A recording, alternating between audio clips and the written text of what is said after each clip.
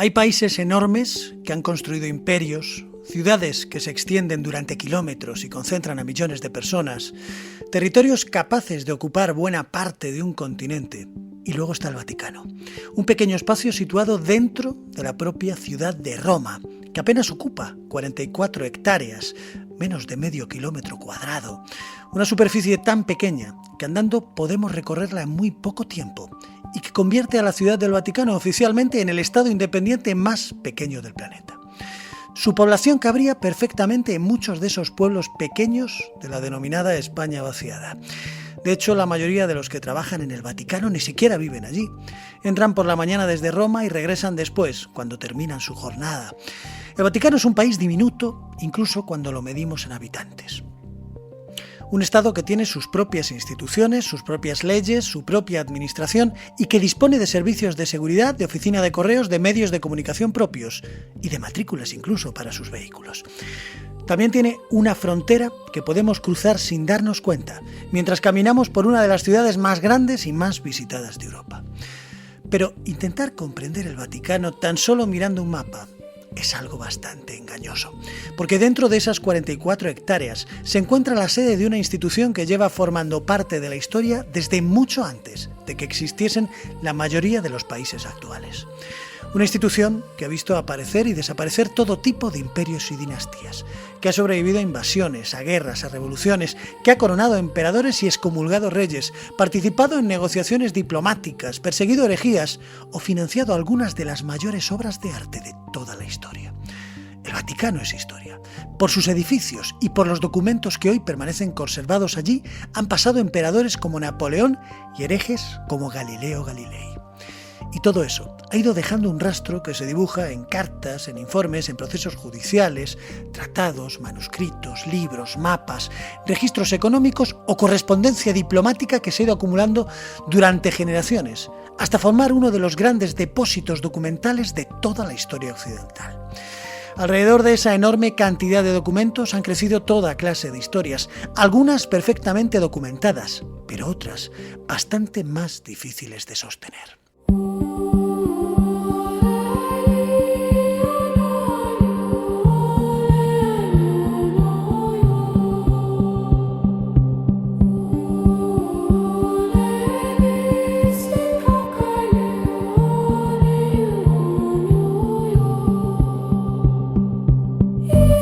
Lo que es indudable es que pocas instituciones han despertado tanta curiosidad sobre aquello que guardan y aquello que ocultan como lo hace el Vaticano, donde junto a documentos históricos perfectamente conocidos nos encontramos con relatos sobre evangelios escondidos, profecías, secretos de fe e incluso artefactos capaces de contemplar acontecimientos ocurridos siglos atrás, como aquel cronovisor al que ya le dedicamos hace tiempo un interesantísimo programa. Son historias que llevan décadas circulando en los libros y también en todo tipo de medios y que muchas veces mezclan un pequeño elemento que puede ser verdad con ingentes cantidades de imaginación. Pero lo cierto es que no necesitamos recurrir a ninguna conspiración para encontrarnos con historias sorprendentes dentro del Vaticano. Porque, por ejemplo, bajo la Basílica de San Pedro existe una antigua necrópolis romana. Pero eso no es todo. Durante unas excavaciones hace apenas unos años aparecieron los restos que se atribuyen al apóstol Pedro. O también podemos contar que sus archivos conservan documentación de algunos de los acontecimientos más importantes de la historia, o que una adolescente llamada Emanuela Orlandi desapareció en 1983 y aún no se sabe nada sobre qué pasó con ella más de 40 años después. También que las finanzas vaticanas se relacionaron con uno de los mayores escándalos bancarios de la Italia del siglo XX y que el presidente de aquel banco, Roberto Calvi, terminó apareciendo muerto, colgado bajo un puente de Londres, en un caso que acabaría relacionado con la mafia, con sociedades secretas y con enormes cantidades de dinero. El Vaticano es historia, pero no es solo eso. Es también misterio, es conspiración, es todo aquello que quieran imaginarse. Porque cuando abandonamos los palacios, cuando dejamos los archivos a un lado y las tumbas y levantamos la mirada, nos encontramos con uno de los observatorios astronómicos más antiguos del mundo. Un observatorio en el que los sacerdotes y los científicos estudian de manera conjunta las estrellas y las galaxias para intentar entender el origen del universo. Algunos de esos astrónomos vaticanos han hablado abiertamente de la posibilidad de que exista vida fuera de la Tierra y de lo que un descubrimiento así podría significar para una religión que durante 2000 años ha situado al hombre en el centro de todo. Por tanto, durante la próxima hora y un poquito más, vamos a recorrer esas 44 hectáreas, pero también vamos a tener que salir de ellas para viajar hacia atrás, porque el estado de la Ciudad del Vaticano que conocemos hoy ni siquiera tiene 100 años de existencia, pero la institución que está instalada allí arrastra una historia de casi 2 milenios, que nos lleva hasta una Roma completamente distinta, en la que los cristianos eran aún una pequeña comunidad y en la que, según una tradición antiquísima, uno de los discípulos de Jesús terminó ejecutado y enterrado en ese concreto lugar, sobre el que siglos después se levantaría la iglesia más famosa del cristianismo. Son 44 hectáreas, nada más. Parecen muy pocas, hasta que empezamos a abrir sus puertas. In adiutorium meum intende. Cuando hablamos del Vaticano solemos mezclar dos cosas diferentes. Por un lado está la Iglesia Católica, cuya historia se remonta a los primeros siglos del cristianismo. Y por otro está el Estado de la Ciudad del Vaticano, que es muchísimo más reciente, tanto que nació oficialmente en 1929, de manera que una persona que hubiera visitado Roma a comienzos del siglo XX habría podido contemplar la Basílica de San Pedro, la plaza, los palacios y buena parte de los edificios que reconocemos actualmente, pero en su mapa no habría encontrado ningún país llamado Ciudad del Vaticano.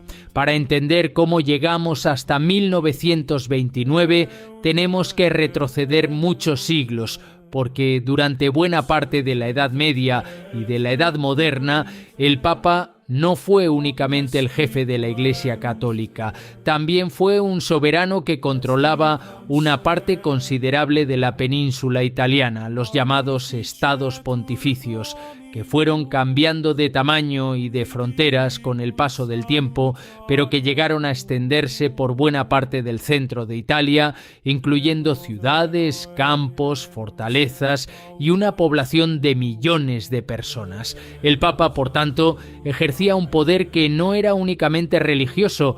Tenía administración, ejército, impuestos, diplomacia y territorios propios. Participaba en guerras y alianzas y se comportaba, en muchos aspectos, como cualquier otro soberano europeo.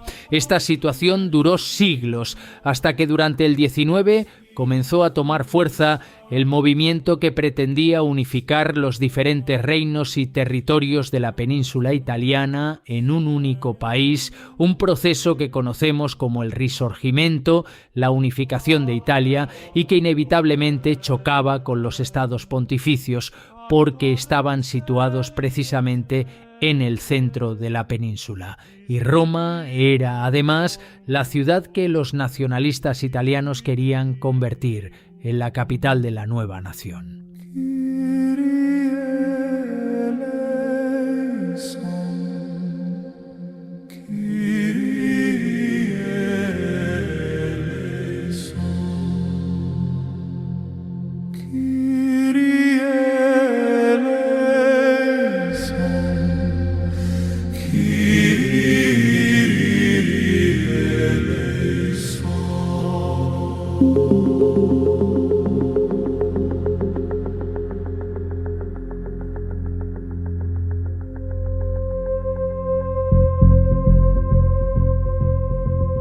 El Reino de Italia fue proclamado en 1861, pero Roma continuó bajo el control del Papa Pío IX, que estaba protegido por tropas francesas, hasta que la situación internacional cambió de una manera inesperada.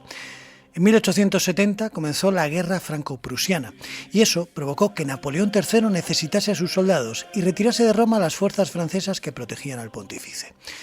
El nuevo Estado italiano aprovechó entonces la oportunidad y el 20 de septiembre de 1870 las tropas italianas abrieron una brecha en las murallas de Roma, cerca de Porta Pia.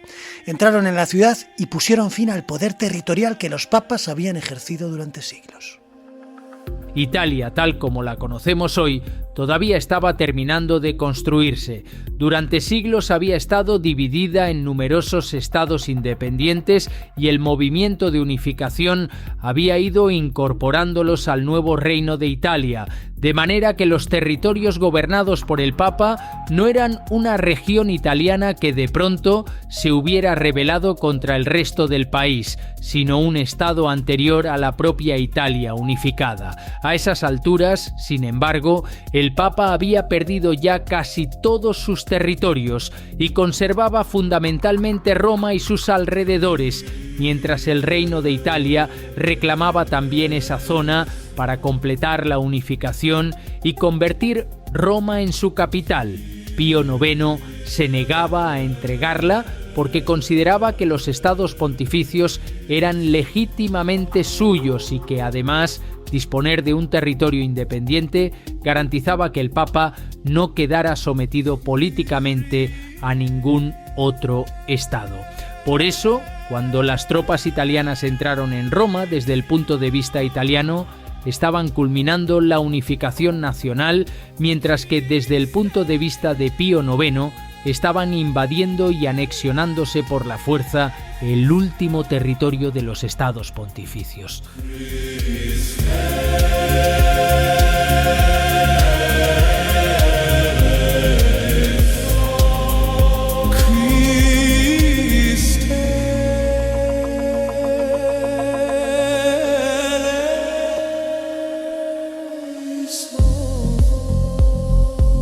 Roma pasó a formar parte del Reino de Italia y se convirtió en su capital.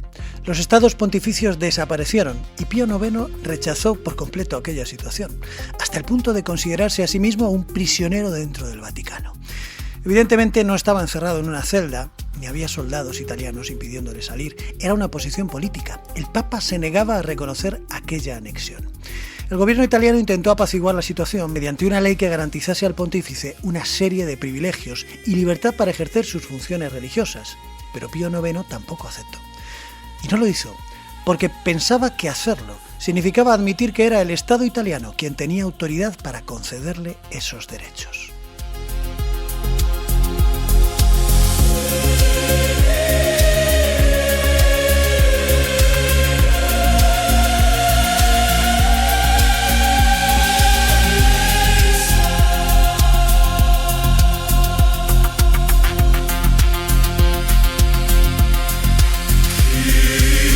Comenzó así lo que se conocería como la cuestión romana, una situación bastante peculiar que se prolongó durante casi 60 años, en la que los papas continuaron viviendo en el Vaticano y ejerciendo como jefes de la Iglesia Católica. Mantenían relaciones con otros países y poseían una enorme influencia internacional, pero no reconocían la soberanía italiana sobre Roma y tampoco disponían de un estado propio.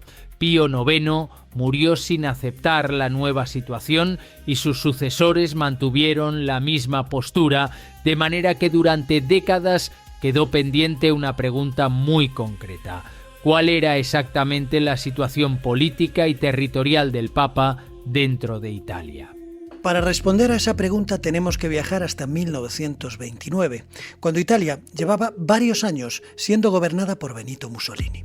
El régimen fascista entendió perfectamente que solucionar aquel enfrentamiento podía proporcionarle un enorme éxito político, sobre todo en un país que era de mayoría católica, y después de largas negociaciones alcanzaron un acuerdo. El 11 de febrero, en el Palacio de Letrán, el cardenal Pietro Gasparri, que por aquel entonces era el secretario de Estado del Papa Pío XI, y Benito Mussolini, actuando en nombre del rey Víctor Manuel III, firmaron los llamados Pactos de Letrán.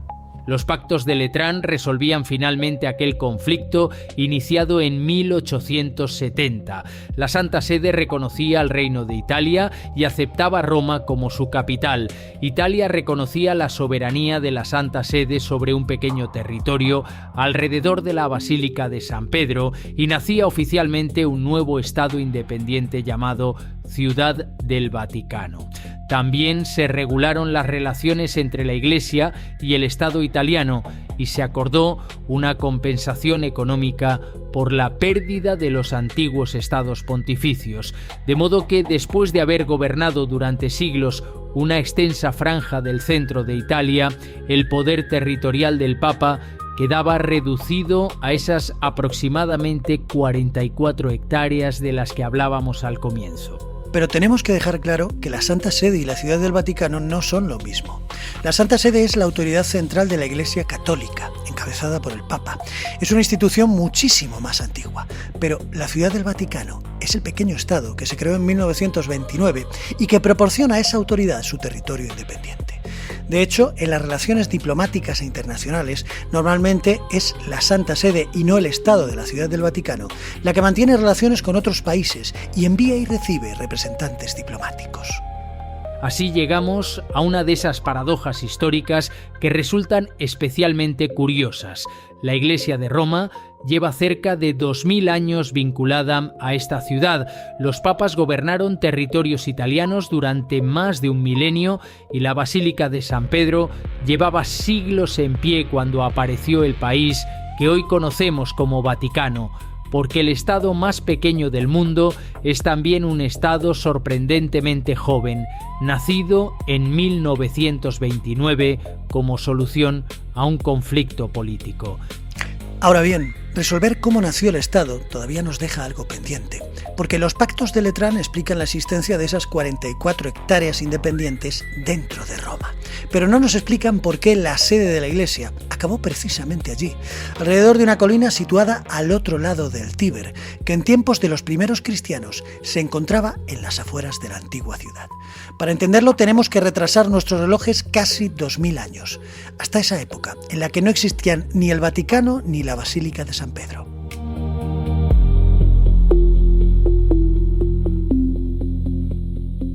Según la tradición cristiana, durante las persecuciones de Nerón del siglo I, el apóstol Pedro fue martirizado en Roma, probablemente alrededor de los años 60, y habría sido enterrado cerca del lugar de su ejecución en una zona funeraria próxima al circo de Nerón. Debemos distinguir entre tradición y certeza histórica. No tenemos un documento contemporáneo que nos diga dónde fue enterrado Pedro, ni podemos reconstruir sus últimos días con la precisión con la que reconstruiríamos un acontecimiento moderno, pero sí existen testimonios cristianos antiguos que sitúan su muerte en Roma, y hacia finales del siglo II encontramos algo especialmente interesante. Un sacerdote llamado Gallo habla de un monumento dedicado a Pedro en el Vaticano, utilizando una palabra griega que suele traducirse como trofeo. Esto significa que mucho antes de que existiera la basílica ya había cristianos que identificaban un lugar concreto de aquella zona con la tumba de Pedro, y con el tiempo aquel punto fue adquiriendo una importancia cada vez mayor, hasta que en el siglo IV ocurrió algo que transformó completamente el lugar. El emperador Constantino, el mismo que había favorecido la legalización del cristianismo en el imperio, decidió levantar allí una enorme basílica dedicada al apóstol, pero construirla no era precisamente sencillo, porque el terreno tenía desniveles y, sobre todo, porque allí había una necrópolis romana que todavía conservaba numerosos edificios funerarios.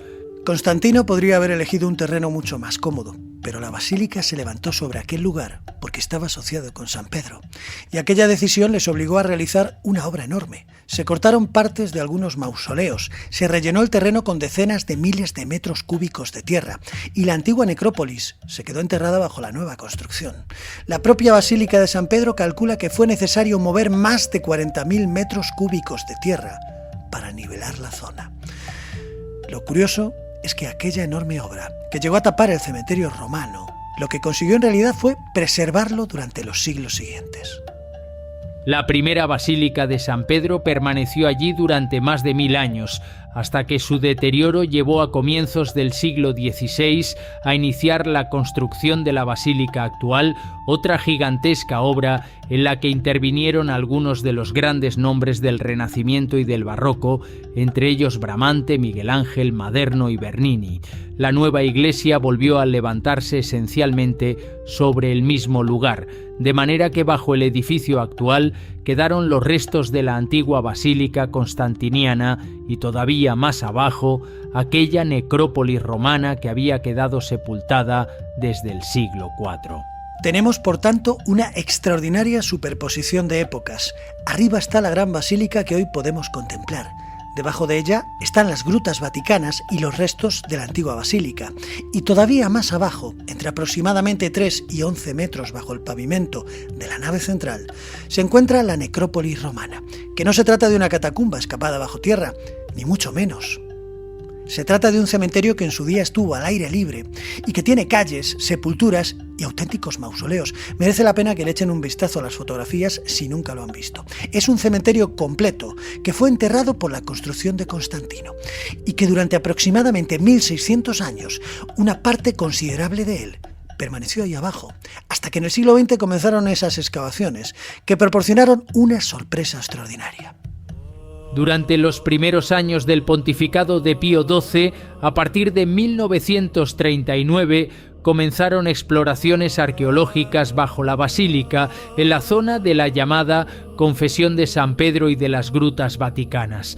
Conforme los arqueólogos fueron retirando tierra y atravesando las estructuras posteriores, comenzaron a encontrarse con construcciones romanas que llevaban siglos ocultas, mausoleos de ladrillo del siglo II, inscripciones, mosaicos, urnas y enterramientos de diferentes épocas, algunos paganos y otros relacionados con los primeros cristianos, hasta reconstruir una auténtica calle funeraria de la Roma imperial. Los aproximadamente 22 edificios sepulcrales descubiertos durante aquellas excavaciones pudieron albergar, según los cálculos de los responsables de la basílica, alrededor de 1 millar de enterramientos entre inhumaciones e incineraciones.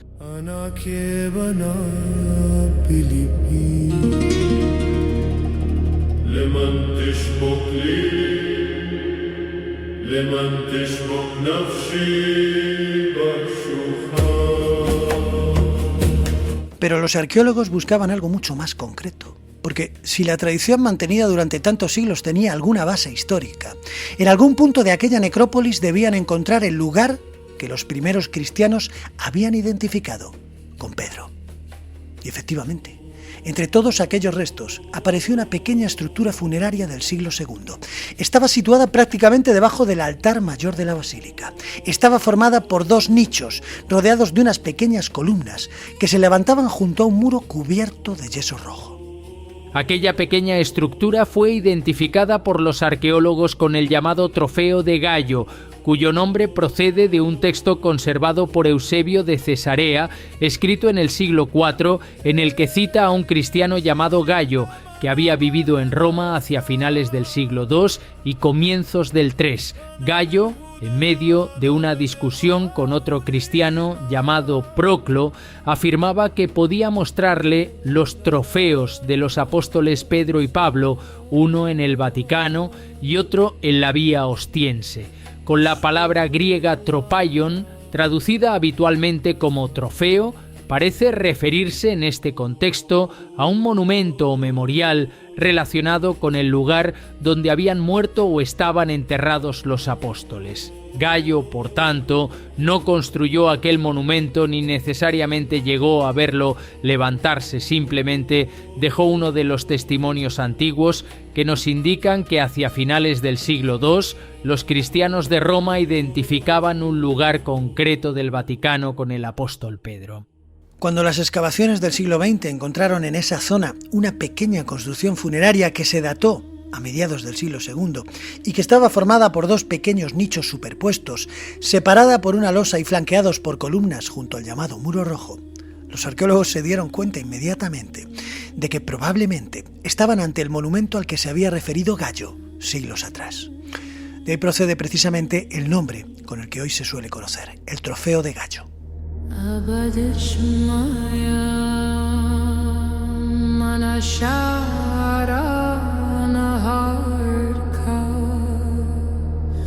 Esto no demuestra por sí mismo que debajo estuviera enterrado Pedro, pero sí encaja con algo históricamente importante, que mucho antes de Constantino y mucho antes de que existiera una basílica en aquel lugar, ya había un punto concreto de la necrópolis que los primeros cristianos veneraban y relacionaban con el apóstol, y su posición resulta llamativa porque las construcciones posteriores fueron respetando una y otra vez ese mismo punto.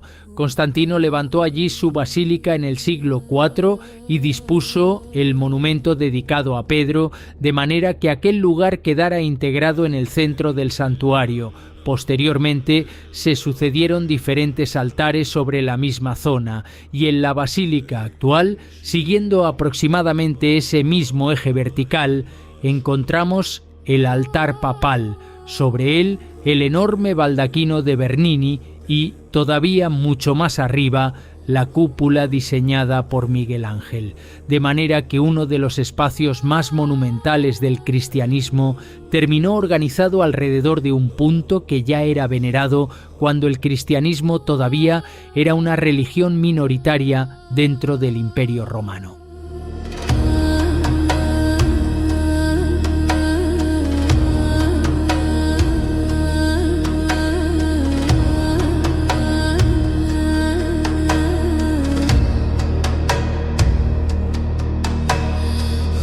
En las proximidades aparecieron también numerosos grafitos realizados por antiguos visitantes cristianos que tienen referencias a Cristo y a Pedro y constituyen una prueba de que aquel lugar era venerado por los primeros cristianos. Pero faltaba todavía la parte más delicada de toda la historia: los huesos. Durante las excavaciones aparecieron restos humanos en diferentes lugares y los encontrados inicialmente en la zona considerada como la tumba no pertenecían a una única persona, lo cual complicaba bastante cualquier identificación. Más tarde se recuperó otro conjunto de huesos que había sido retirado de una pequeña cavidad existente en uno de los muros próximos, el llamado Muro de los Grafitos, y los investigadores llegaron a la conclusión de que aquellos eran los restos que realmente debían investigarse. Los análisis indicaron que correspondían a un hombre de edad avanzada, aproximadamente entre los 60 y los 70 años, que estaba cubierto por los restos de un tejido teñido de púrpura con hilos de oro.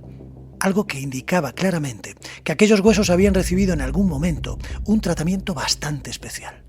La arqueóloga y epigrafista italiana Margherita Guarducci defendió que aquellos eran los restos del apóstol Pedro y propuso que originalmente habían estado enterrados bajo el pequeño monumento y que posteriormente, en época de Constantino, habían sido trasladados a aquella cavidad para protegerlos. En 1968, Pablo VI anunció públicamente que los restos de San Pedro habían sido identificados de una manera que consideraba convincente y parte de esos huesos continúa siendo venerada por la Iglesia como las reliquias del apóstol.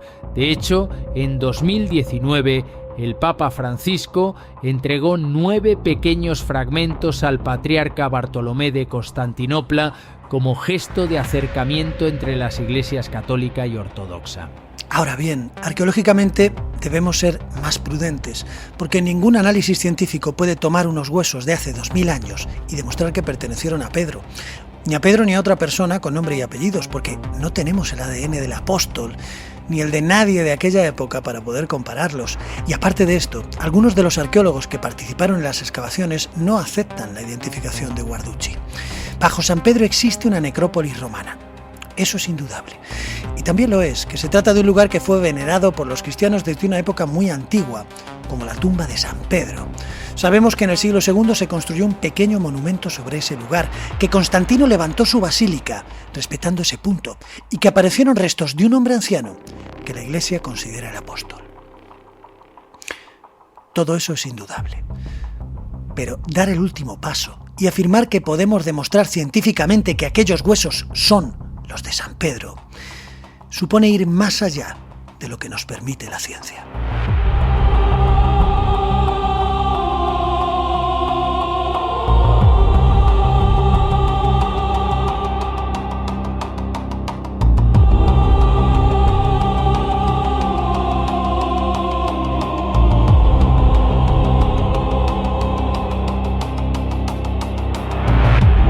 Cuando alguien entra hoy en San Pedro y camina bajo la enorme cúpula de Miguel Ángel, tiene debajo varios niveles de historia. Las grutas y enterramientos posteriores, restos relacionados con la basílica levantada en tiempos de Constantino y más abajo todavía, las calles y los mausoleos de aquella necrópolis romana que un día estuvo al aire libre en las afueras de la ciudad. Miles de personas recorren cada día la Basílica de San Pedro sin pensar que apenas unos metros debajo de sus pies continúa existiendo una ciudad de los muertos de hace casi 2000 años. Una ciudad que actualmente puede visitarse, al menos en parte. La visita no entra dentro del tour oficial a la Basílica y a los museos vaticanos. El acceso se realiza mediante las llamadas visitas Scavi, que son organizadas por la Oficina de Excavaciones de la Fábrica de San Pedro. Para acceder a ellas se necesita reserva previa. El recorrido desciende varios metros bajo la basílica y permite caminar por parte de aquella antigua necrópolis, pasando junto a mausoleos romanos, inscripciones y enterramientos, hasta llegar a la zona situada bajo el altar mayor, que tradicionalmente se identifica con la tumba de San Pedro y donde se encuentra el trofeo de gallo. Existen restricciones de edad y de acceso, y las condiciones de temperatura y humedad propias del lugar obligan a mantener muy limitado el número de personas que pueden entrar. Y después de haber bajado más allá de los cimientos de la Basílica de San Pedro, vamos a entrar ahora en otro de esos lugares del Vaticano que llevan décadas alimentando las teorías de la conspiración. Aunque en este caso buena parte del misterio comienza con una palabra que durante mucho tiempo entendimos de una manera muy distinta a la que tuvo originalmente: el Archivo Secreto Vaticano.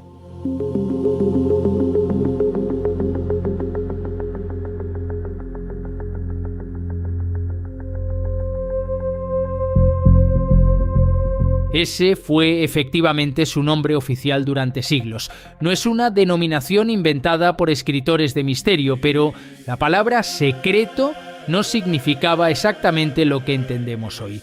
El término latino secretum, relacionado con secernere, que significa separar, distinguir o reservar, indicaba que aquel era un archivo separado de otros y reservado para el uso del pontífice y de los funcionarios autorizados, algo parecido al archivo privado del Papa.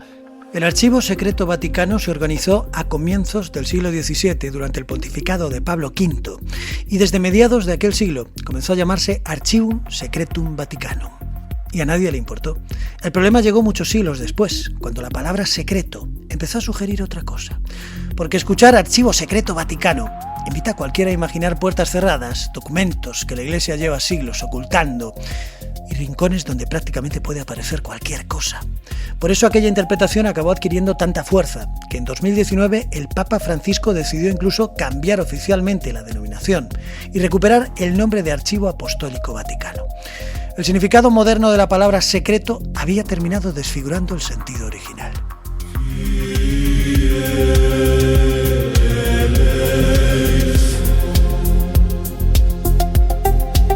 Ahora bien, quitar la palabra secreto no hace que el lugar resulte menos fascinante, porque las cifras que sostiene son difíciles de imaginar.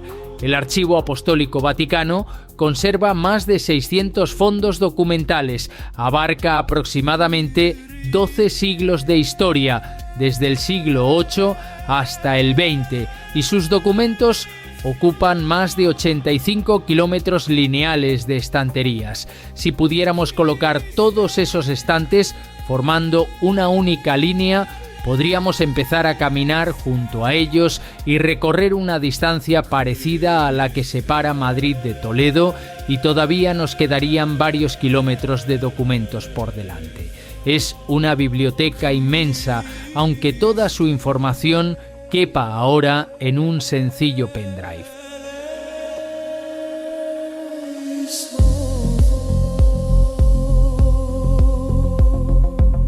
Y una parte de todo ese extensísimo archivo se conserva dentro de un búnker subterráneo situado bajo el patio de la Piña de los Museos Vaticanos. Un búnker subterráneo. Pero aunque pueda parecerlo, no se construyó para esconder documentos sobre el fin del mundo, sino por razones mucho más prácticas, de conservación y de seguridad. Es una estructura de hormigón armado, resistente al fuego, distribuida en 2 niveles e inaugurada por Juan Pablo II en 1980. Tiene sistemas para controlar la temperatura, la humedad y la seguridad de los documentos. Y solamente sus estanterías suman 43 kilómetros lineales. Entre todo ese material hay documentos extraordinarios simplemente por las personas y los acontecimientos que aparecen en ellos. Allí se conserva, por ejemplo, el famoso volumen con las actas del proceso contra Galileo Galilei, uno de los episodios más conocidos de la relación entre la Iglesia y la ciencia, con la documentación del procedimiento que terminó en 1633 con Galileo obligado a abjurar de sus posiciones sobre el movimiento de la Tierra. Y también encontramos documentos relacionados con uno de los mayores terremotos políticos y religiosos de la Europa del siglo XVI, el enfrentamiento entre Enrique VIII de Inglaterra y Roma. En 1530, decenas de nobles y altos cargos ingleses enviaron al Papa Clemente VII una enorme carta solicitándole que resolviera favorablemente la cuestión de la anulación del matrimonio de Enrique VIII con Catalina de Aragón. El documento mide más de 90 centímetros de ancho y llevaba las firmas de 83 personas acompañadas por decenas de sellos. Es una pieza espectacular que pertenece a la historia que terminaría conduciendo a la ruptura de Enrique VIII con Roma y al nacimiento de la Iglesia de Inglaterra. Hay documentos de emperadores, papas y monarcas, correspondencia diplomática, decisiones políticas, conflictos religiosos, procesos eclesiásticos, informes enviados desde distintos lugares del mundo y registros producidos por una administración que durante siglos mantuvo relaciones con prácticamente todas las potencias europeas. Se conserva, por ejemplo, el Privilegium Ottonianum del año 962, un documento con el que el emperador Otón I confirmaba al papado ciertos territorios y derechos y regulaba su relación con el poder imperial. Pero lo impresionante de este documento no es lo que dice, es cómo lo dice, porque está escrito en letras de oro sobre un pergamino teñido de púrpura. El Archivo Apostólico Vaticano está plagado de valiosísimos documentos medievales que conviven con otros mucho más modernos. Y todo ello nos permite reconstruir disputas entre papas y emperadores o grandes conflictos religiosos y políticos. Y ni siquiera Napoleón pudo resistirse a semejante tesoro. Cuando el Imperio francés ocupó los estados pontificios, ordenó trasladar a París una enorme cantidad de documentación procedente de los archivos papales, con la intención de incorporarla al gran archivo central que proyectaba para su imperio.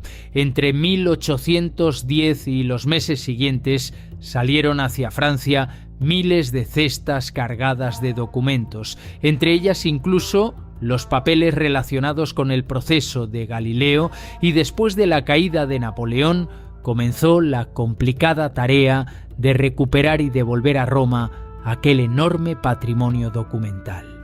El archivo comenzó a abrirse durante el pontificado de León XIII en 1881 y actualmente puede acceder a él cualquier investigador cualificado, siempre que cumpla los requisitos académicos establecidos. No es una biblioteca turística en la que podamos presentarnos una mañana y pedir que nos enseñen los papeles de Galileo, pero tampoco es una cámara cerrada y tampoco puede consultarse todo. Los fondos se van abriendo siguiendo los distintos pontificados y actualmente la consulta ordinaria alcanza hasta el final del pontificado de Pío XII, que fue en octubre de 1958, aunque existen algunas excepciones posteriores que han sido abiertas expresamente, como los archivos del Concilio Vaticano II. Por tanto, un investigador que quiera estudiar determinados acontecimientos más recientes puede encontrarse con documentación que todavía no está disponible para la consulta general. Aún así, la imagen popular de una gigantesca habitación prohibida en la que el Vaticano guarda todos sus secretos no se corresponde con la realidad, por desgracia. Lo que existe es algo mucho más interesante para un historiador. Son decenas de kilómetros de documentos producidos durante siglos por una institución que estuvo presente en buena parte de los grandes acontecimientos de la historia y que mantuvo correspondencia con reyes, emperadores, científicos, religiosos, diplomáticos y gobiernos de todo el mundo. El Archivo Vaticano no es un gigantesco almacén de papeles amontonados cuyo contenido nadie conoce. Existen catálogos, inventarios, índices y repertorios que permiten localizar los distintos fondos y documentos, y desde hace años se desarrolla además un enorme trabajo de digitalización que ya ha producido millones de imágenes, aunque una parte importante de los originales todavía debe consultarse mediante los sistemas del propio archivo. Inventariar un documento, además, no significa haber estudiado todo lo que contiene, y entre 85 kilómetros de estanterías resulta perfectamente posible que muchas cartas y expedientes conocidos y catalogados desde hace décadas contengan datos cuyo interés nadie haya advertido. Así funciona en buena medida la investigación histórica. Muchas veces el descubrimiento no consiste en encontrar un papel secreto que nadie sabía que existía, sino en volver a leer un documento perfectamente catalogado y encontrarse con algo que quienes lo habían consultado antes no estaban buscando. Antes de abandonar los documentos del Vaticano, tenemos que entrar en otro lugar, que a veces se confunde con el Archivo Apostólico, aunque sean instituciones diferentes y cumplan funciones completamente distintas.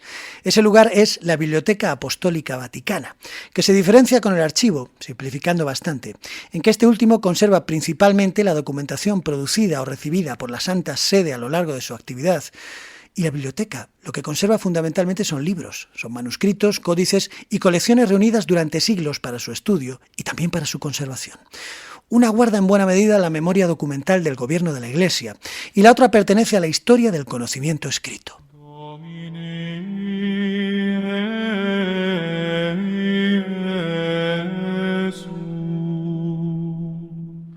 La Biblioteca Vaticana tiene antecedentes medievales, aunque su fundación moderna suele situarse en 1451, cuando Nicolás V comenzó a organizar y ampliar de manera sistemática la colección pontificia, y pocos años después, en 1475, Sixto IV le proporcionó una estructura institucional mediante la Bula ad decorem militantis ecclesiae.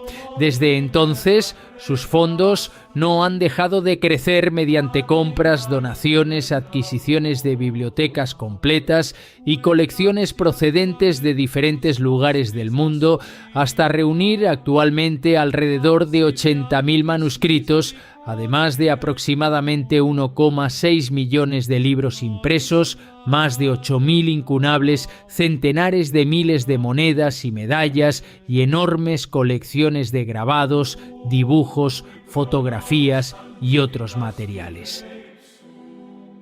Entre esos 80.000 manuscritos hay piezas que nos permiten retroceder hasta los primeros siglos del cristianismo. Una de las más importantes es el Codex Vaticanus, un enorme códice bíblico que fue escrito en griego aproximadamente a mediados del siglo IV, cuando el Imperio Romano todavía existía y el cristianismo acababa de pasar de religión perseguida a religión tolerada. El Codex Vaticanus es uno de los manuscritos de la Biblia más antiguos que han llegado hasta nosotros y resulta fundamental para estudiar cómo eran aquellos textos hace 1600 años. No se trata de una copia medieval, es un libro producido realmente en la antigüedad tardía y está separado de los primeros textos cristianos tan solo por unos poquitos siglos.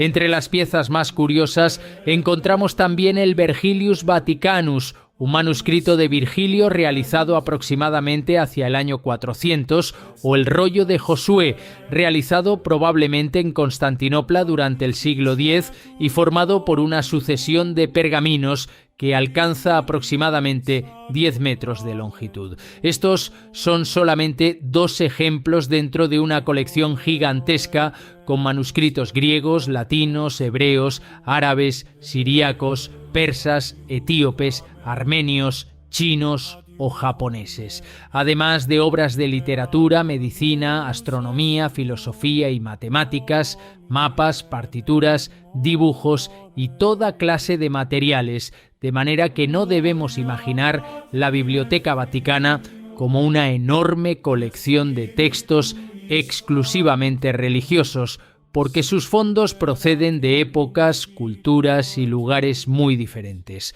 Una parte de todo este patrimonio está siendo además digitalizada y puede consultarse actualmente a través de la Biblioteca Digital Vaticana, aunque eso no significa que sus millones de piezas estén disponibles en Internet, porque el proceso no está terminado y muchos fondos siguen requiriendo el acceso de investigadores acreditados.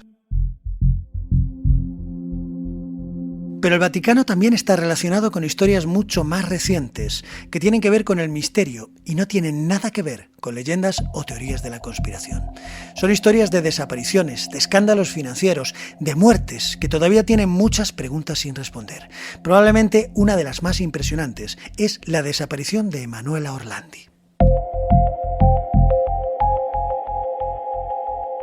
Emanuela tenía 15 años, vivía con su familia dentro de la Ciudad del Vaticano y su padre trabajaba para la prefectura de la Casa Pontificia, de manera que era una de las pocas adolescentes que podían decir literalmente que eran ciudadanas del país más pequeño del mundo. La tarde del 22 de junio de 1983 salió de casa para asistir a sus clases de flauta en Roma y nunca regresó. Después de la clase habló por teléfono con una de sus hermanas y le contó que un hombre le había ofrecido dinero para repartir publicidad de Avon durante un desfile de moda, una propuesta que le había parecido lo suficientemente extraña como para comentarla. Y esa fue una de las últimas conversaciones conocidas que mantuvo con su familia. A partir de ahí comenzó una búsqueda que muy pronto se volvió extraordinariamente confusa. Varias personas comenzaron a llamar por teléfono a las autoridades, asegurando que sabían dónde estaba Emanuela. Pero sus testimonios eran contradictorios. Muchos de ellos utilizaban nombres falsos y algunos contaban que la desaparición tenía mucho que ver con Mehmet Ali Agca, el hombre que había intentado asesinar a Juan Pablo II pocos años antes, en 1981. Algunos de ellos llegaron a proponer la liberación de Agca a cambio del regreso de la muchacha. Nunca pudo demostrarse que aquellas personas tuvieran a Emanuela ni que existiera una relación auténtica entre ambos casos, pero aquello introdujo desde muy pronto en la investigación elementos políticos e internacionales que terminarían acompañándola durante décadas. Después llegaron muchas otras teorías. Algunas se relacionaron con ambientes criminales, como la Banda della Magliana, una poderosa organización criminal que surgió en la Roma de finales de los años 70 y que estaba dedicado al tráfico de drogas y a otro tipo de negocios ilegales. Tenían vínculos muy poderosos e influencia entre los políticos y los multimillonarios, por lo que no es de extrañar que apareciesen estas versiones. Y también se sospechó de personas que trabajaban dentro de la sede del Vaticano, pero nada de todo esto se pudo demostrar. Durante varios años, muchos supuestos testigos contaron historias que resultaban bastante difíciles de comprobar. Muchas veces eran contradictorias y en ocasiones todo era directamente una historia falsa. La familia de Emanuela nunca la encontró, pero no han dejado de buscarla. Desde entonces siguen reclamando que se esclarezca lo que ocurrió, mientras cuestionan el hecho de que todas las instituciones implicadas mostrasen desde el principio toda la información que poseían. El caso produjo escenas dignas de una novela policíaca. En 2012 se abrió la tumba de Enrico de Pedis, uno de los jefes de la Banda della Magliana, que de manera bastante sorprendente había sido enterrado en la Basílica Romana de San Apolinar. Distintas informaciones lo relacionaban directamente con la desaparición, por lo que se llegó a creer que en esa tumba podrían estar los restos de Emanuela. Pero finalmente no fue así.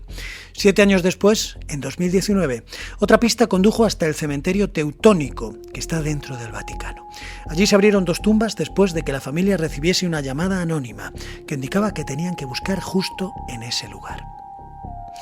La búsqueda no acabó en buen puerto porque las tumbas estaban vacías.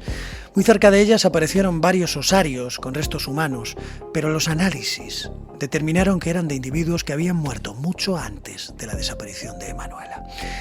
En 2023, como todavía no se sabía nada, fue el propio Vaticano el que abrió una nueva investigación. La Fiscalía de Roma continuó trabajando en el caso y el Parlamento italiano creó una comisión de investigación dedicada exclusivamente a las desapariciones de Emanuela Orlandi y de otra joven que también había desaparecido pocas semanas antes, Mirella Gregori. Alrededor del caso se han acumulado tantas teorías que resulta fácil terminar contando como hechos cosas que nunca han sido demostradas. No sabemos que Emanuela fuera secuestrada por la mafia, no sabemos que su desaparición estuviera relacionada con el atentado contra Juan Pablo II.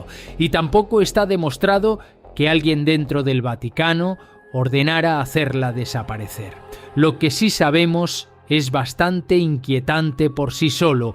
Una ciudadana vaticana de 15 años salió una tarde de 1983 para asistir a una clase de música en Roma y más de 4 décadas después todavía no sabemos nada acerca de qué pudo ocurrir con ella.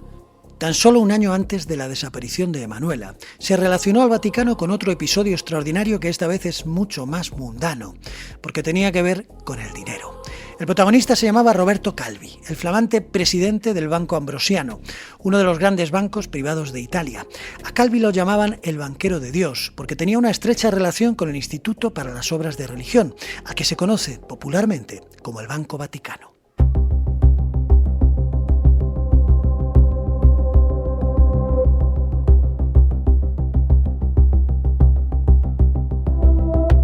El Banco Ambrosiano terminó envuelto en una gigantesca crisis financiera en la que aparecieron sociedades en el extranjero, movimientos opacos de dinero y conexiones con personajes de enorme poder.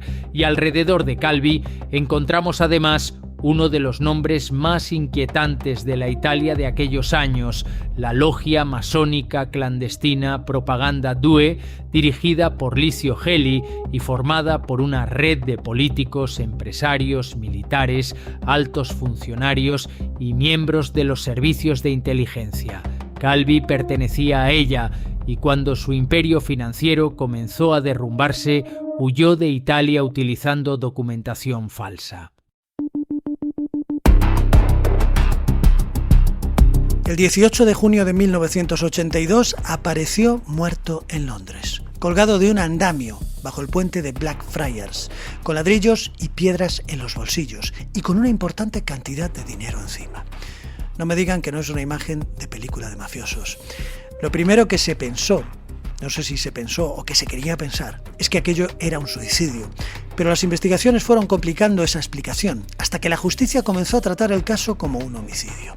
Se investigaron conexiones con la mafia y con personas vinculadas a los negocios de Calvi, y varios acusados llegaron a juicio, pero todos terminaron absueltos. Nadie fue condenado por nada.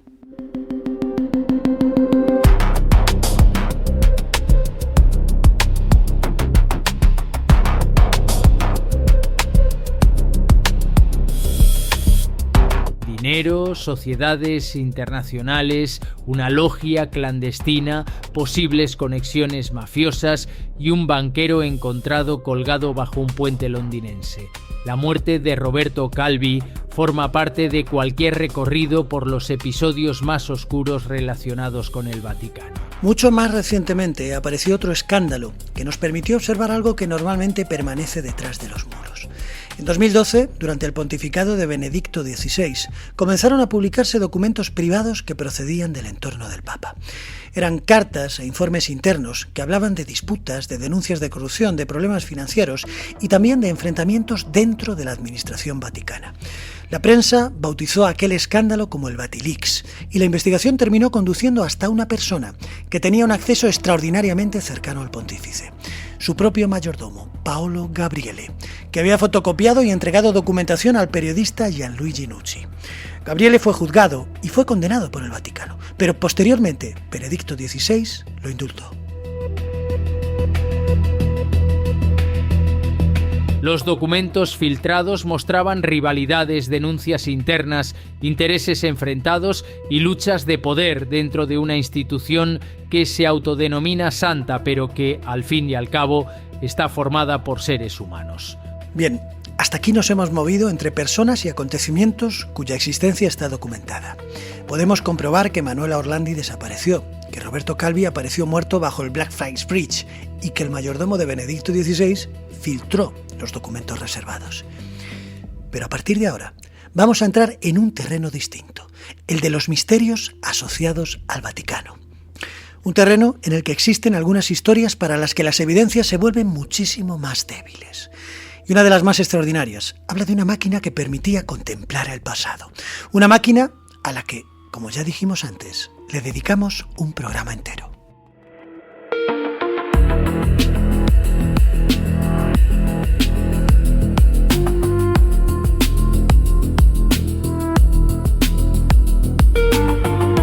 Existe una hipótesis fascinante sin respaldo científico demostrado que nos habla de la posibilidad de que las imágenes y sonidos producidos por cualquier acontecimiento dejen de alguna manera una huella física en el universo. Si dispusiéramos de un aparato suficientemente sofisticado, podríamos recuperar esas señales y reconstruir lo ocurrido, algo parecido a sintonizar una emisión realizada hace cientos o miles de años. Eso es, supuestamente, lo que habría hecho una máquina construida en parte por Pellegrino Ernetti, un monje benedictino italiano, músico y estudioso del canto antiguo, que afirmó haber participado en la construcción del cronovisor. Aquel increíble aparato habría sido construido con la ayuda de un grupo de científicos y habría permitido contemplar la historia, escuchar los discursos de Cicerón, recuperar una tragedia perdida de un poeta latino y, sobre todo, observar uno de los momentos más apasionantes de la historia, la crucifixión de Cristo.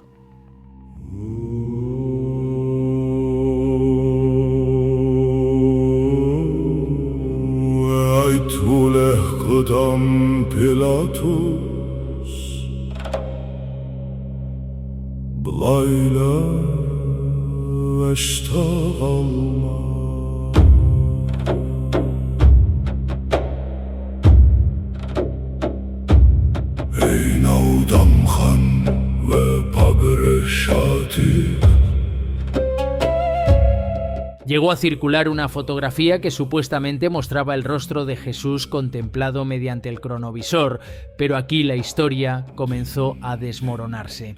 Les recomiendo, si les interesa, que escuchen el episodio que le dedicamos a esta historia hace poco más de un año, el 18 de agosto de 2025, un episodio que pueden encontrar también en YouTube en una versión exclusiva de vídeo. ¿Y quién no ha oído hablar, si es aficionado a estos temas, de la llamada profecía de los papas que se atribuye a San Malaquías? Según esta profecía, el arzobispo irlandés habría tenido una visión durante un viaje a Roma y habría escrito una lista de breves frases en latín que describirían una por una a cada uno de los futuros pontífices hasta llegar a los últimos papas de la historia. El problema de esto aparece cuando buscamos el documento original del siglo XII porque no encontramos nada. La lista apareció publicada por primera vez en 1595, más de 400 años después de la muerte de Malaquías, en una obra del benedictino Arnold de Guyon. Y ocurre además algo bastante sospechoso. Las correspondencias entre los lemas y los papas anteriores a finales del siglo XVI suelen resultar mucho más precisas, mientras que a partir de ese momento se vuelven suficientemente vagas como para necesitar interpretaciones bastante imaginativas. Por eso, numerosos historiadores creen que estamos ante una falsificación elaborada cerca de la época en la que apareció.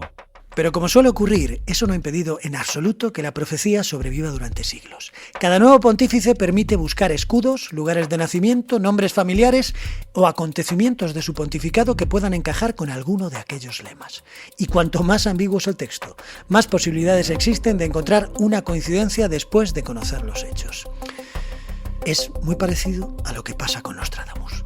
Pero vamos a terminar este recorrido por las leyendas y por los secretos con un caso diferente. Aquí sí existe un documento cuya historia podemos reconstruir, el tercer secreto de Fátima.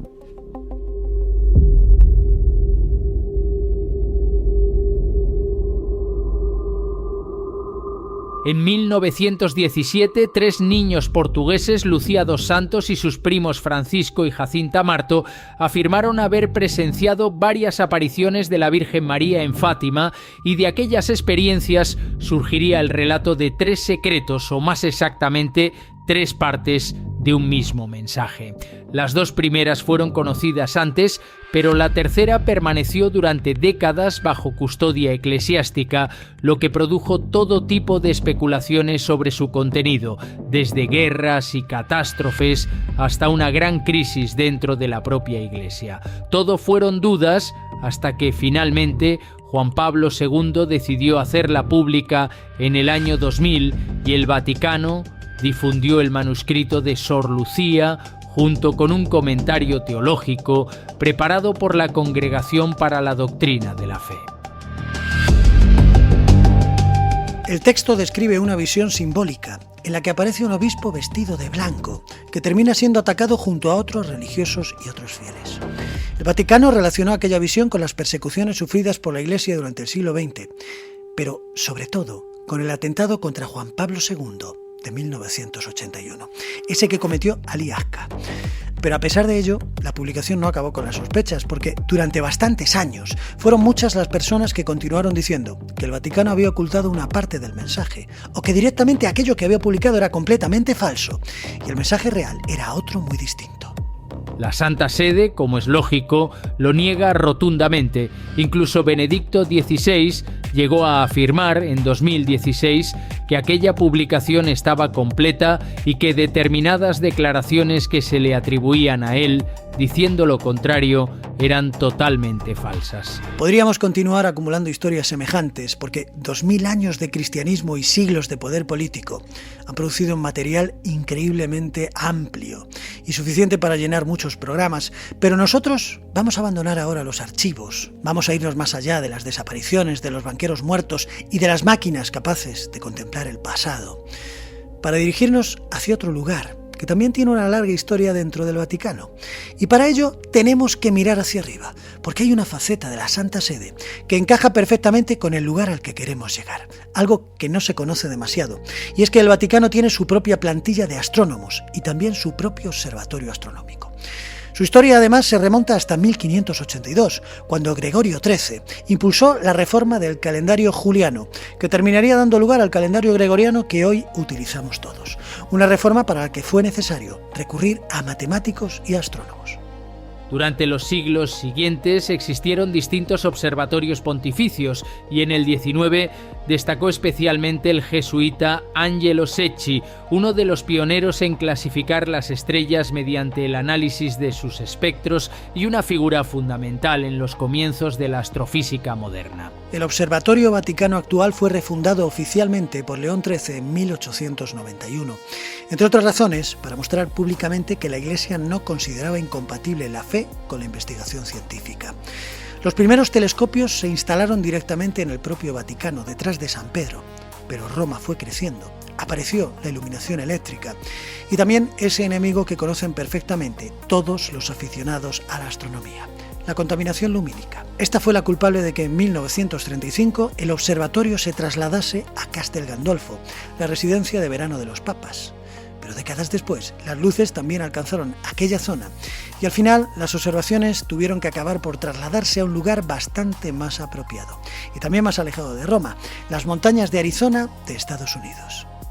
Allí funciona desde 1993 el Vatican Advanced Technology Telescope, situado en Mount Graham, un telescopio moderno utilizado para investigación astronómica, pero Castel Gandolfo continúa siendo la sede del observatorio y alberga laboratorios, archivos científicos y una importante colección de meteoritos. Investigadores vaticanos como los jesuitas Guy Consolmagno y Robert Macke se han especializado en el estudio de las propiedades físicas de meteoritos y asteroides, y Macke ha trabajado incluso con rocas lunares recogidas durante las misiones Apolo. Y aquí surge una cuestión interesante, porque si unos sacerdotes llevan décadas estudiando planetas, meteoritos y otros sistemas estelares, tarde o temprano es lógico que alguien tenía que preguntarles qué ocurriría si en alguno de esos lugares encontrásemos vida extraterrestre. La respuesta puede resultar sorprendente para quien imagine que la existencia de extraterrestres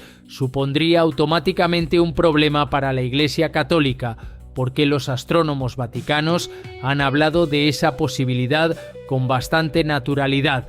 El propio observatorio incluye entre sus campos de interés científico la posible existencia de vida en planetas que orbitan otras estrellas, y Guy Consolmagno, jesuita, científico planetario y actual director del Observatorio Vaticano, ha dedicado incluso libros y conferencias a discutir las consecuencias que tendría para la religión el descubrimiento de inteligencia extraterrestre.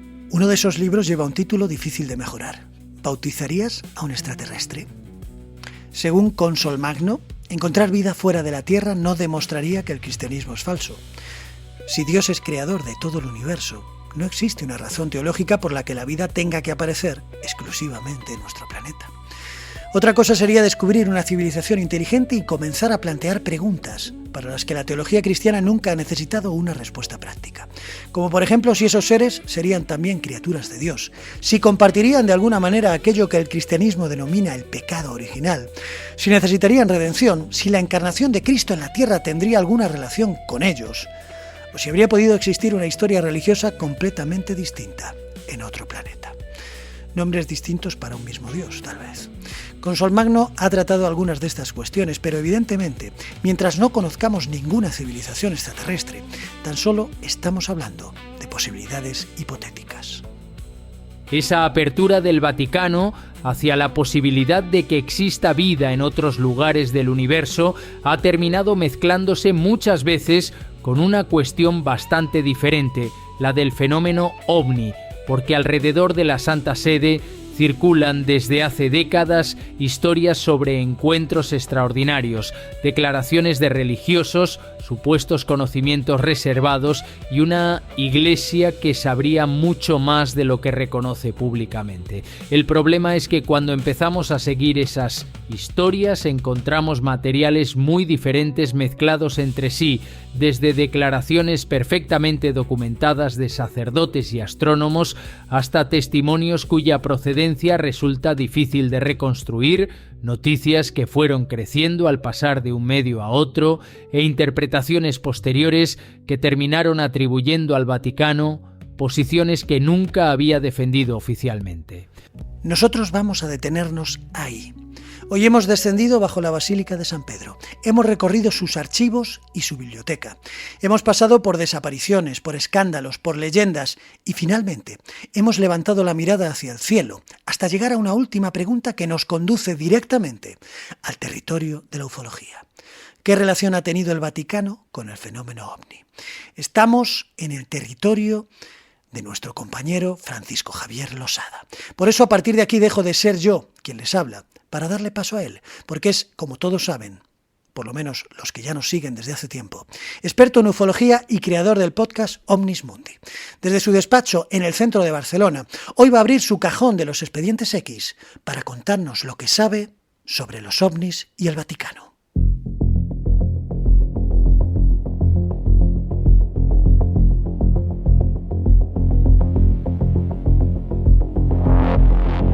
Hablar del Vaticano y de los ovnis es adentrarse en uno de los terrenos donde más fácilmente se mezclan la historia, la teología, la investigación y la leyenda. Desde hace décadas circulan historias que hablan de papas que conversaron con seres de otros mundos, archivos secretos repletos de pruebas, sacerdotes que ocultaron encuentros extraordinarios y documentos que demostrarían que la Iglesia conoce mucho más de lo que reconoce públicamente. Pero ¿qué hay realmente detrás de todas esas historias? ¿Existen pruebas documentales? ¿O estamos ante relatos que con el paso del tiempo han ido creciendo hasta convertirse en auténticos mitos modernos?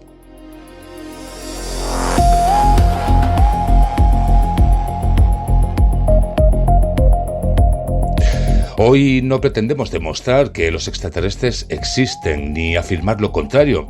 Tampoco queremos desacreditar a quienes investigan el fenómeno ni aceptar sin más cualquier explicación escéptica. Nuestro propósito es otro y es recorrer las principales historias relacionadas con el Vaticano y el fenómeno OVNI para distinguir entre lo que afirma la literatura ufológica, lo que sostienen los escépticos y aquello que realmente puede documentarse.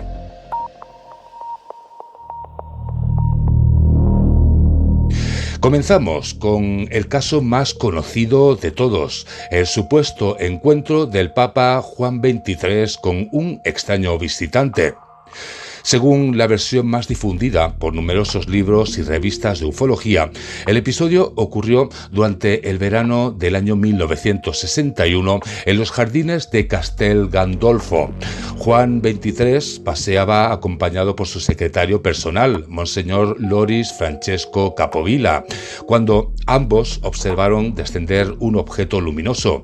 Del interior habría salido un ser de aspecto humano envuelto en una intensa luz.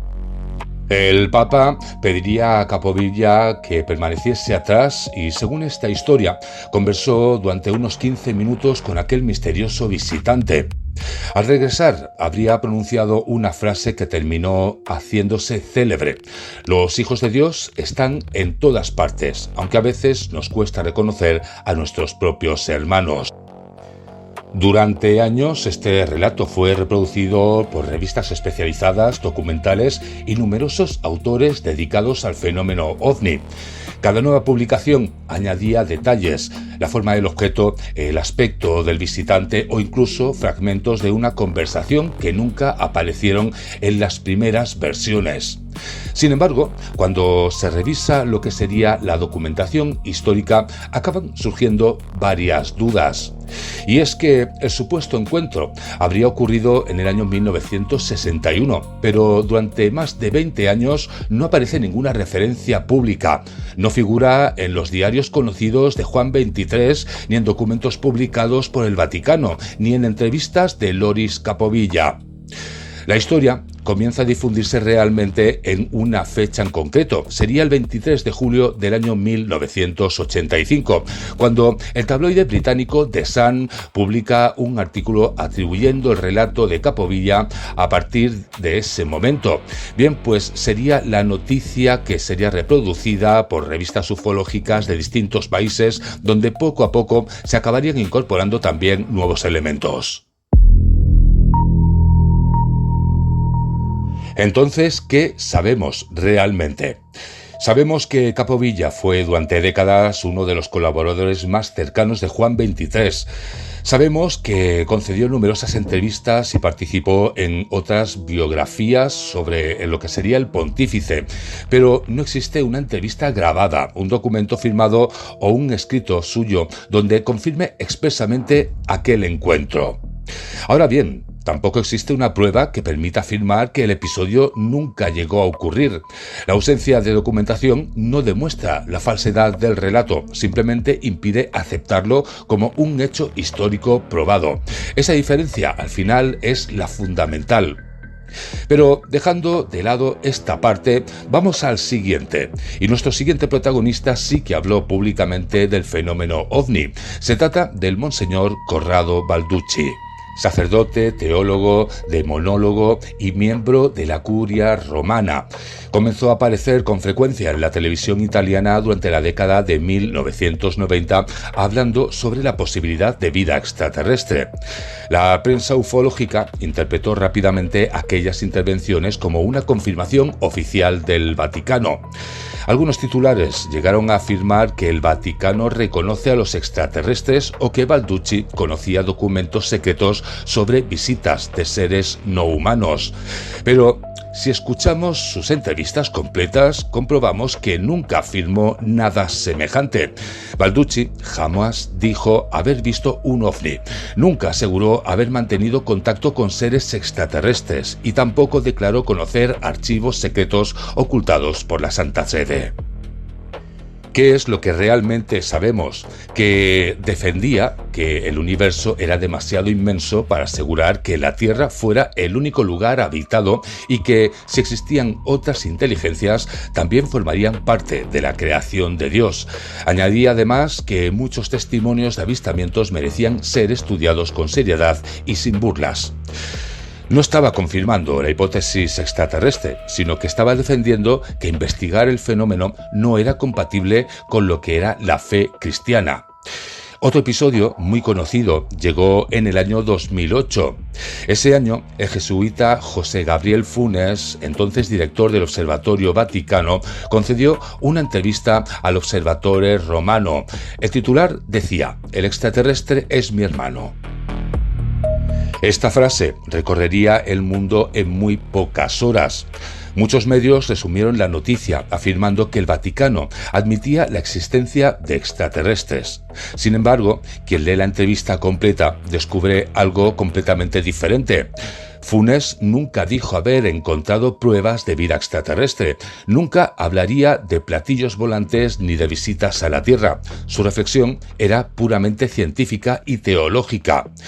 Si el universo contiene miles de millones de estrellas y planetas, no puede descartarse que Dios haya creado vida inteligente en otros lugares. Algo parecido ocurriría con el hermano Guy Consolmagno. Jesuita y astrónomo, dirige actualmente el Observatorio Vaticano. En diversas entrevistas explicó que si alguna vez existiese un ser inteligente procedente de otro mundo que libremente pidiera el bautismo, él no tendría inconveniente en administrárselo. Esta frase fue interpretada por algunos titulares como si el Vaticano estuviese preparando el bautismo de extraterrestres, pero Consolmagno jamás afirmó haber observado una nave ni disponer de pruebas sobre visitantes de otros mundos. Su respuesta era simplemente una reflexión hipotética sobre la universidad de la fe. Frente a estas posturas abiertas también apareció otra interpretación bastante distinta, la de algunos exorcistas católicos. El padre Chad Ripperger ha planteado que determinados relatos de abducciones presentan características similares a algunos casos de opresión demoníaca que ha estudiado durante su ministerio. Por su parte, Monseñor Stephen Rossetti publicó en el año 2026 diversos comentarios donde sugería que ciertos fenómenos WAP podría tener un componente preternatural. Y como siempre, la prensa volvió a simplificar el debate. Algunos titulares afirmaron que el Vaticano considera demonios a los extraterrestres, pero tampoco eso es exacto. Ni Ripperger ni Rossetti hablan en nombre de la Iglesia, expresan interpretaciones personales nacidas de su experiencia pastoral. La Iglesia Católica no ha defendido oficialmente que los ovnis sean visitantes extraterrestres, tampoco lo han definido así, ni tampoco manifestaciones demoníacas como se pudieron llegar a interpretar por parte de la prensa. En todo esto siempre existe una postura de prudencia, y quizá esa prudencia sea una de las constantes más llamativas de toda la historia. Pero vamos al último nombre imprescindible, y es el de la profesora Diana Walsh Pasulka. Sus investigaciones comparan antiguos relatos de santos, monjes y místicos con modernos informes sobre fenómenos anómalos. Algunos documentales han resumido su trabajo afirmando que descubrió pruebas de ovnis en los archivos secretos del Vaticano. Sin embargo, esa afirmación simplifica enormemente sus investigaciones. Pasulka estudia cómo distintas culturas interpretan experiencias extraordinarias, utilizando el lenguaje propio de su época. Lo que un monje medieval describiría como una aparición angélica, hoy otra persona podría interpretarlo como un fenómeno aéreo no identificado. Esa comparación resulta sugerente, pero la autora nunca afirma que aquellos religiosos contemplaran naves extraterrestres. Refuge derrière les murs.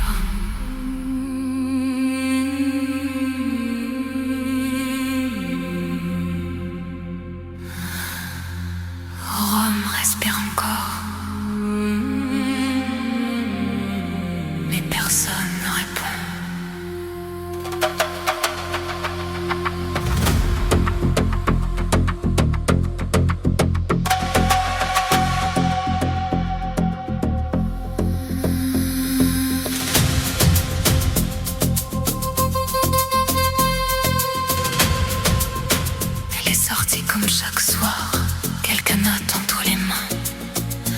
soleil tombait sur les pierres, elle devait rentrer demain.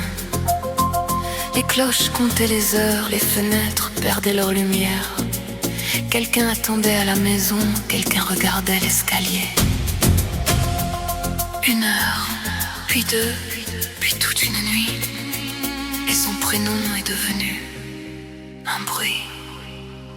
Où es-tu, Emmanuela? On ne veut pas répondre. Où es-tu, Emmanuela? Sous quel nez, sous quelle ombre?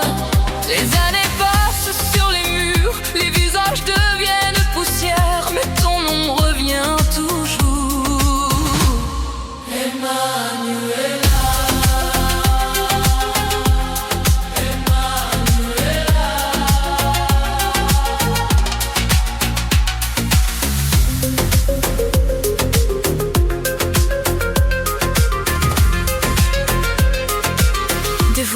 Después de recorrer todas estas historias, podemos extraer una conclusión, y es que no existe un papa que haya dejado un testimonio documentado afirmando haber visto un objeto volante no identificado.